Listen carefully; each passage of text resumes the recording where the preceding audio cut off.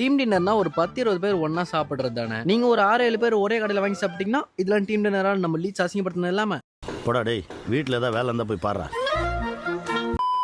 வணக்கம் குழந்தைகளே, இது கார்ப்பரேட் கூலியின் வாழ்க்கை பக்கம் 43. டீம் லஞ்சுக்காக ஒரு ஸ்கூட்டியை வாடகைக்கு வாங்கி அதோட ஓனர் கிட்டே அதுக்கு பெட்ரோலுக்கு காசையும் வாங்கி கடைக்கு போயிட்டு டெஸ்டிங்க்கு பிரியாணியும் வாங்கி சாப்பிட்டு பார்த்த அப்புறம் தான் பிரியாணியை ஓகே பண்ணேன். அண்ட் இங்க ஒரு சிக்கன் பிரியாணியோட விலை 150 ரூபா. எனக்கு தெரிஞ்சு டேஸ்ட்டுக்கும் பிரைஸுக்கும் ஒர்த்து. அதை முடிச்சுட்டு அப்படியே கையோட எஸ்எஸ் பக்கம் போயிட்டு ஒரு சின்னதா சைட் டிஷ் பிக்கப் பண்ணிட்டு கிரில்லுக்கு தான் வேலை கொஞ்சம் அதிகமாயிடுச்சு. அதுவும் கவி பையன் சொன்ன கடைக்கு தான் கடைசியில போனோம். ஒரு வழியா நம்ம ஆட்கள் போட்ட மெனு எல்லாத்தையும் பிக்கப் பண்ணிட்டு கிளம்பியாச்சு. அண்ட் எஸ்எஸ்ல நம்ம போன டைம்னு பார்த்து நம்ம தான் ஃபர்ஸ்ட் கஸ்டமர் வேற, அதனால சிக்கன் பால்ஸ் நமக்கு ஒரு 20 கொடுத்துருந்தாங்க.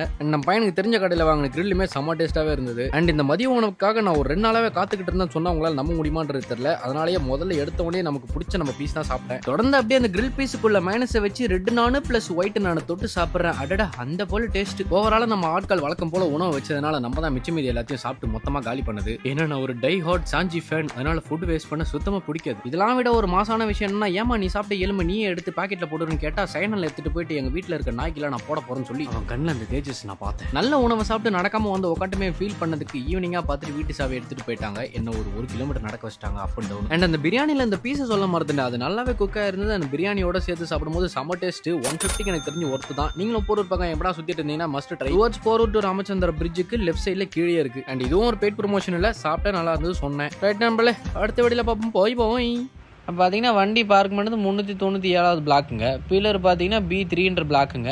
அண்ட் இங்கே பக்கம் நீங்கள் வரீங்கன்னா இந்த லிஃப்ட்லேருந்து இப்படி வெளியே வந்து லெஃப்ட் சைடு வரணுங்க. ஏதாவது தப்பாச்சுன்னா எங்களுக்கு கேட்காதீங்க. ரைட்டுங்களா, வரேன்.